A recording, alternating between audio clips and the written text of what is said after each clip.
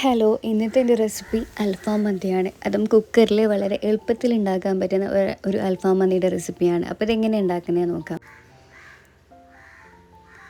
അപ്പോൾ ആദ്യം തന്നെ മിക്സിയുടെ ജാറിലേക്ക് ഇഞ്ചി, വെളുത്തുള്ളി, കുറച്ച് മല്ലിയില, ഒരു അര ടീസ്പൂൺ ചെറിയ ജീരകം, ഒരു 2 ടീസ്പൂണോളം കുരുമുളകും കൂടി ചേർത്ത് കൊടുക്കുന്നുണ്ട്.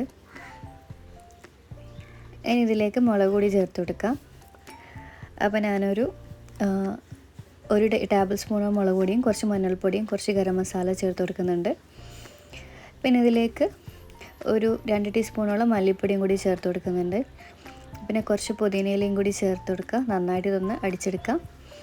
ഇതിലേക്ക് ഒരു ഉള്ളി, ഒരു തക്കാളിയും കൂടി ചേർത്ത് കൊടുക്കാം. പിന്നെ ഇതിലേക്ക് ഒരു 2 ടേബിൾ സ്പൂണോളം തൈര് ചേർത്ത് കൊടുക്കുന്നുണ്ട്.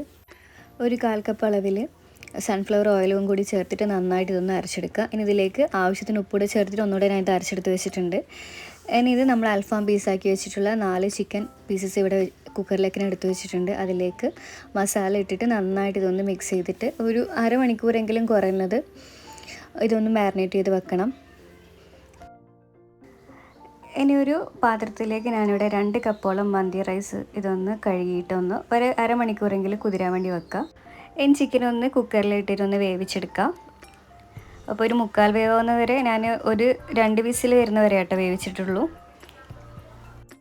അപ്പോൾ ചിക്കനുള്ള വെള്ളം നമ്മൾ മാറ്റി വെക്കണം. നമ്മൾ അരി വേവിക്കുമ്പോൾ അത് യൂസ് ചെയ്യാം.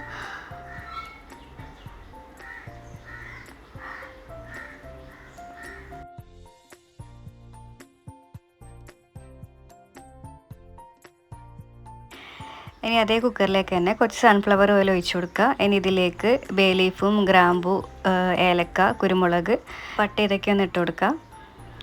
നന്നായിട്ട് ഇതൊന്ന് മിക്സ് ചെയ്തെടുക്കുക. ഇനി ഇതിലേക്ക് ഒരു ക്യാപ്സിക്കം ചെറുതായി കട്ട് ചെയ്തതും കൂടി ഞാൻ ചേർത്ത് കൊടുക്കുന്നുണ്ട്. ഇതിലേക്ക് ഒരു മാഗി ക്യൂബും കൂടി ചേർത്ത് കൊടുക്കുന്നുണ്ട്. നന്നായിട്ട് ഇതൊന്ന് മിക്സ് ചെയ്തെടുക്കുക.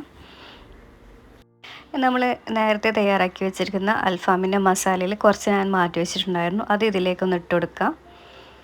ഇനി ഇതിലേക്ക് അരി ഇട്ട് കൊടുക്കുക. എന്നിട്ട് ഇതൊന്ന് മിക്സ് ചെയ്തെടുക്കുക. 1 കപ്പിന് 2 കപ്പ് അളവിലാട്ടോ വെള്ളം ഒഴിച്ച് കൊടുക്കുന്നത്. അതിന് കണക്കായിട്ട് വെള്ളം ഒഴിച്ച് കൊടുക്കുക.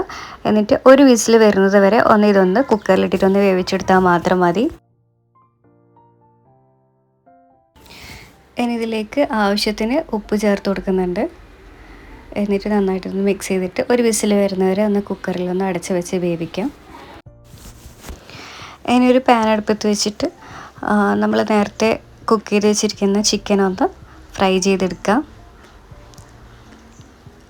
ഇത് ഓൾറെഡി കുക്കായ ചിക്കൻ ആയതുകൊണ്ട് തന്നെ ഒന്ന് ഹൈ ഫ്ലെയിമിൽ വെച്ചിട്ട് ഇതൊന്ന് നന്നായിട്ടൊന്ന് മൊരിച്ചെടുത്താൽ മാത്രം മതി. അപ്പോഴേക്കും നമ്മുടെ റൈസൊക്കെ ഇവിടെ റെഡി ആയിട്ടുണ്ട്. നമുക്ക് ചിക്കൻ ഇതിലേക്കൊന്ന് ചേർത്ത് കൊടുക്കാം.